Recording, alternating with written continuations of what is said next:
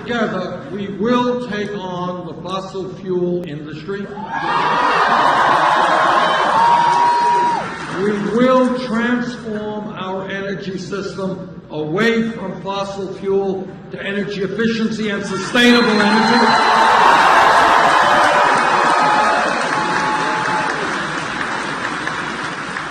Fossil fuel industry will learn that their short-term profits are not more important than the future of this planet.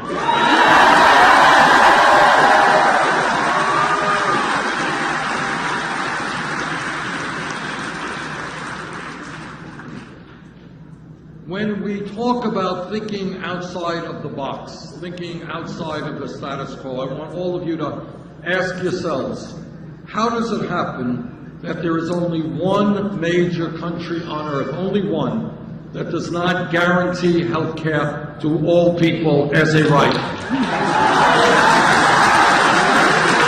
And you are living in that country. Now, I'm a member of the committee that helped write the Affordable Care Act. It has done a lot of good things. We've eliminated pre-existing conditions. 17 million Americans now have health insurance who previously did not. We've made sure that young people under 26 could stay on their parents' health insurance program.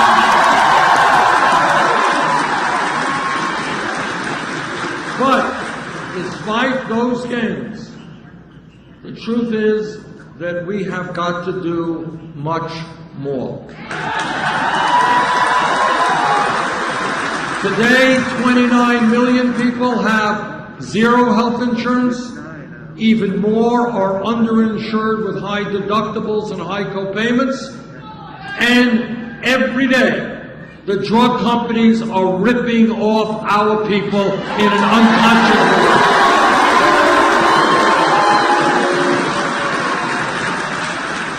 They are charging us the highest prices for medicine in the world. System is so crazy that 1 out of 5 Americans cannot even afford the prescriptions their doctors are writing. And people are dying because they're not getting the medicine they need. And then on top of all of that, we pay much, much more per person for health care than do the people of any other country on earth. That is why I believe, and I've said this before, I've been criticized for saying it, so let me say it again.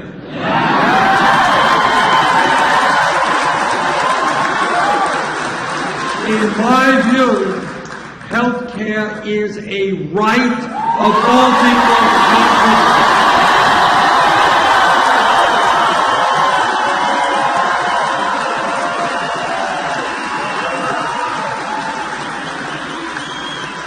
That is why I believe we have got to go forward and pass a Medicare for all health care program.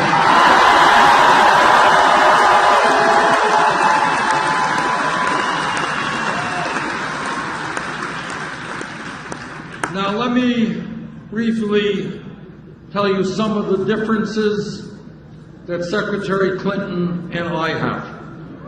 Number one, when we began this campaign, we had to make a very fundamental decision.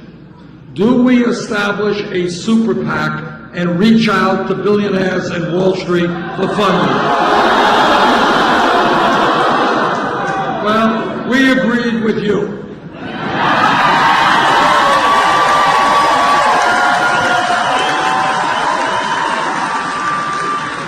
We don't represent Wall Street. We don't represent the drug companies. We don't represent the fossil fuel industry. We don't want their money.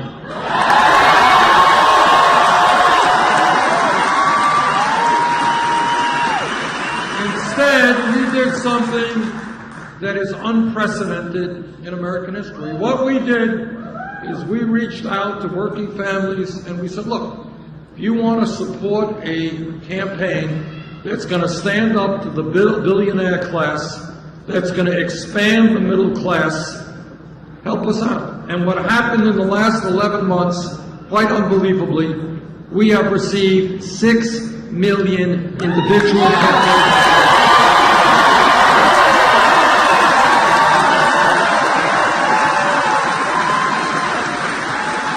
That is more campaign contributions than any candidate in American history at this point.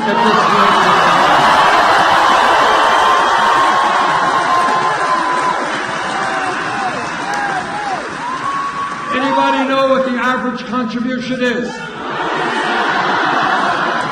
$27.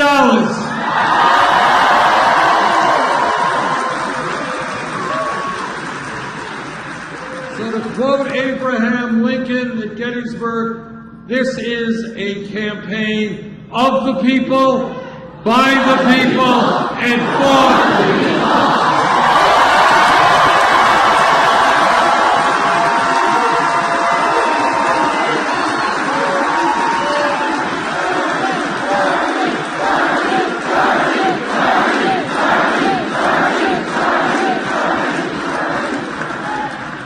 Now, Secretary Clinton has chosen another approach. She has a number of super PACs, and in the last reporting period, her major super PAC reported $25 billion coming in from special interests, including $15 million from Wall Street. In addition, as some of you may know, Secretary Clinton has given speeches to Wall Street institutions for $225,000 a speech. Now, what I have said, and what I believe, if you're going to get paid $225,000 for one speech, it must be an extraordinarily brilliant speech. It must be a speech that will enlighten all of our people, if not the entire world. It must be a speech written in Shakespearean prose. And if that speech is so great, I think she should share it with the whole country.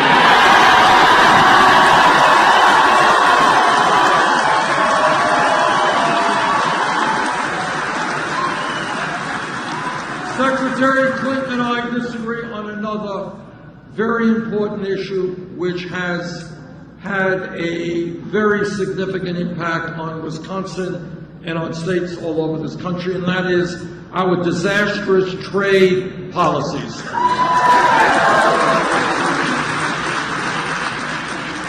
Here are just a few examples of what disastrous trade policies have meant to Wisconsin.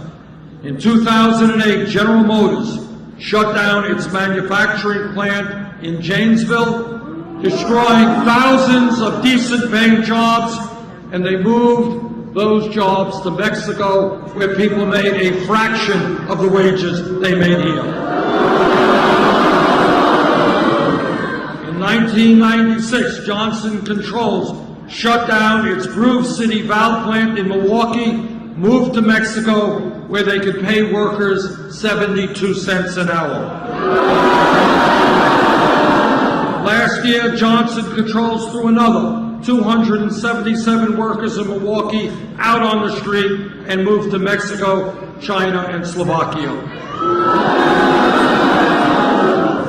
15 years ago, Briggs & Stratton was Wisconsin's largest private employer with 11,000 manufacturing workers.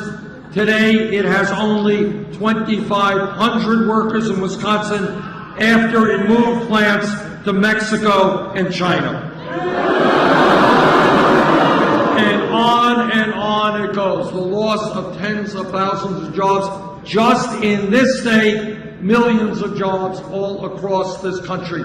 Because corporate America said, we want NAFTA, we want permanent normal trade relations with China, We want to be able to shut down in America. We don't want to pay workers here a living wage, go to China, go to Mexico, bring the products back into this country. I voted against every one of these.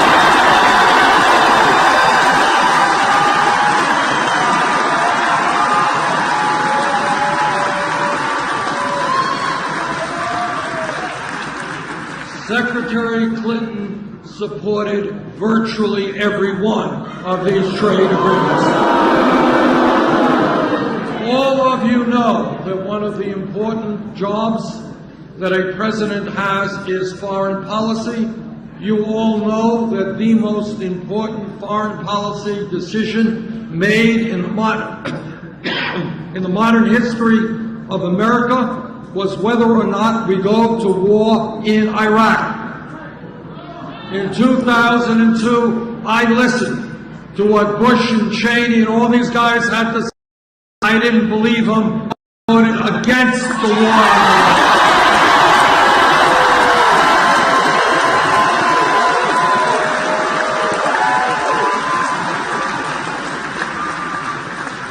Then New York Senator Clinton voted for the war in Iraq. Right now, one of the crises that we face environmentally is to make certain that the water that we drink is clean. And that is why I support phasing out fracking.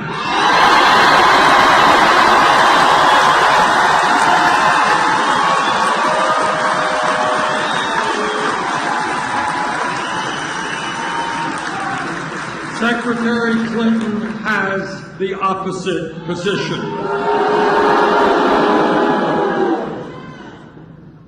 All of you know, who have studied history, that real change, significant change in our society, never takes place from the top on down. It always takes place from the bottom on up.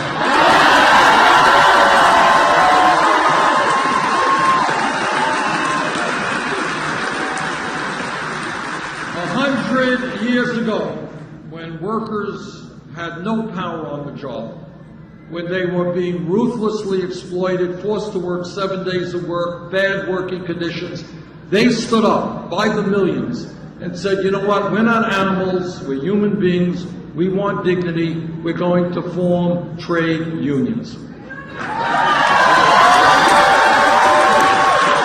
We're going to negotiate contracts with our employers and be treated with dignity.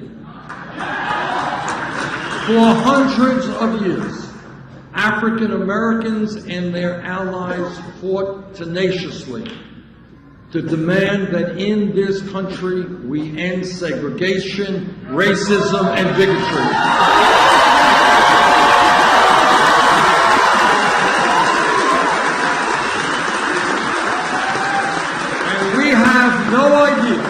No historical idea of the number of people who died in that struggle, who went to jail, who were beaten, who suffered. But millions of people stood up and said that in America we are going to fight to end racism.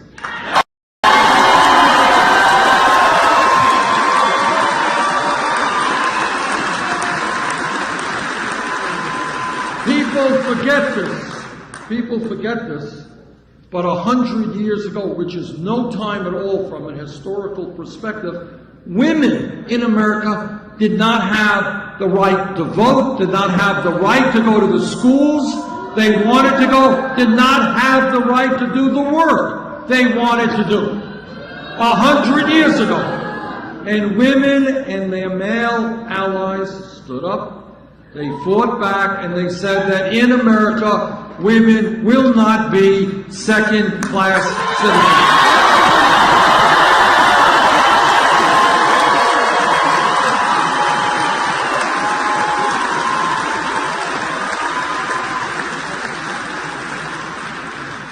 If we were here in this room 10 years ago, no time at all, and somebody jumps up and says, you know, Bernie, I think that maybe in the year 2015, gay marriage will be legal in 50 states in this country. If somebody had said that, the guy next to him would have said, you are crazy, what are you smoking? Which opens up a whole other area of discussion. But here's the point. As a result of decade after decade of struggling, of taking on incredible bigotry and hatred, people in the gay community and their straight allies said, you know what? In America, people should have the right to love whoever they love.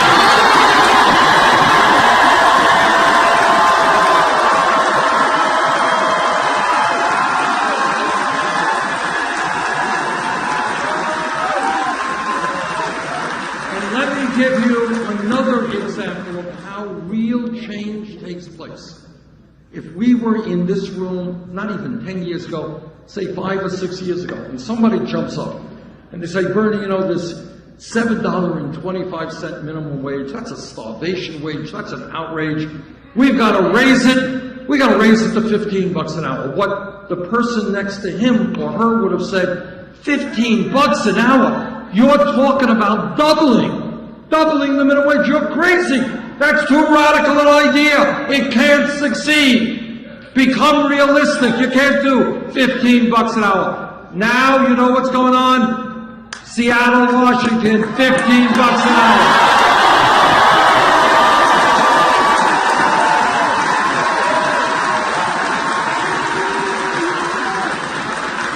San Francisco, Los Angeles, all of California, $15 an hour.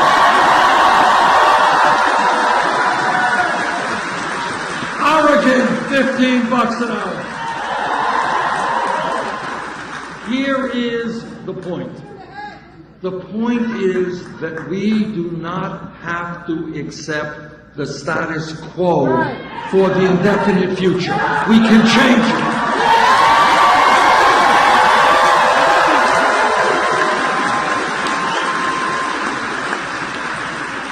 What is happening in this campaign, I believe, is that people are looking all over this country and they are saying, wait a second, why do we have grotesque levels of income and wealth inequality? That's not acceptable. Why do we have a middle class which is disappearing and almost all new income and wealth going to the top 1%? Unacceptable. Why do we have the highest rate of childhood poverty of almost any major country on earth? Unacceptable.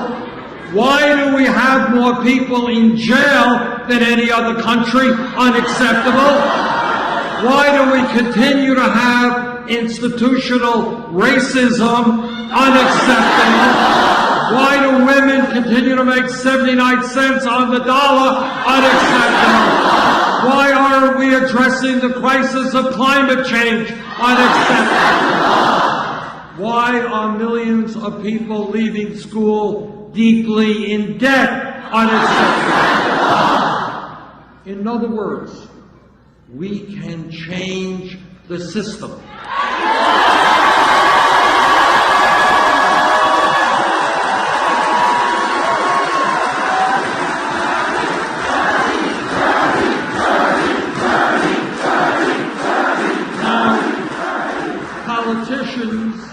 Most politicians in Congress, they don't want you to think in that direction. They want to say, well, the choice is, do we cut education by 4% or 6%? Do we throw 20 million people off of health care or only 10 million people? And if you watch the corporate media, that is also what they do. They give you these tiny little choices. We do not have to accept those choices.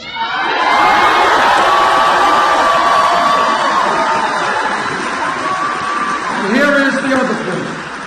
Here is the other historical point that I want to make.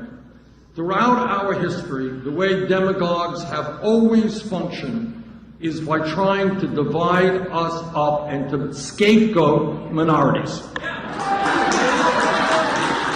For years it was blacks against whites, native-born against immigrants, men against women, gays against straights, always looking at a minority and scapegoating and blaming that minority for all the problems facing our society.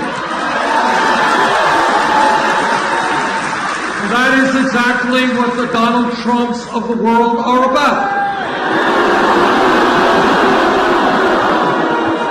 They want us to think that the problems facing America are some Mexican worker making $8 an hour. That is not the major crisis that we face. They want to think they're going to solve our national crises by banning Muslims from coming into this country. So our job is to not allow those folks, the demagogues, to divide us up. Our job is to come together.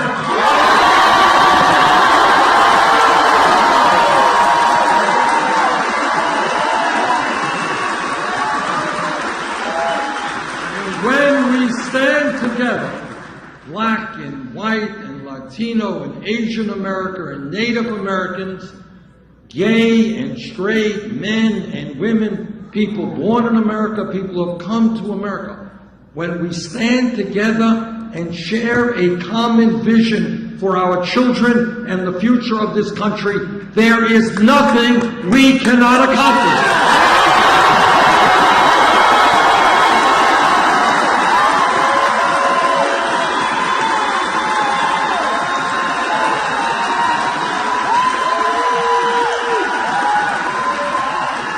Donald Trump will not be elected president because the people in their hearts and in their souls of our country know that coming together always trumps divisiveness.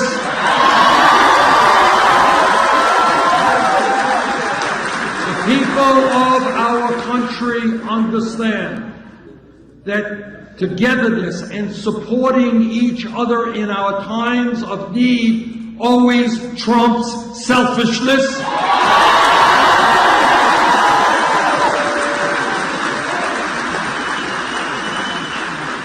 And most importantly, the people of this country have learned what every major religion on earth, Christianity, Judaism, Islam, Buddhism, whatever religion has taught us, is that at the end of the day, love always trumps hatred.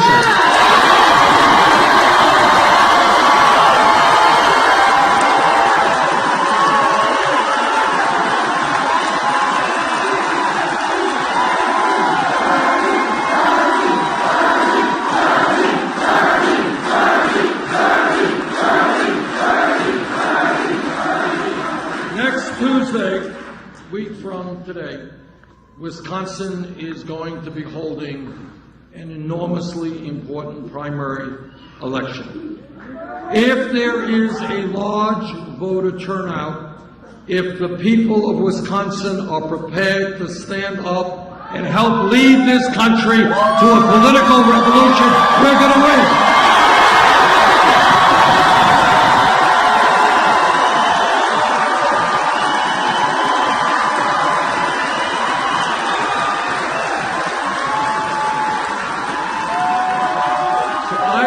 Very much that next Tuesday you'll come out to vote, you'll bring your friends and your family. Let's go forward. Thank you all very much.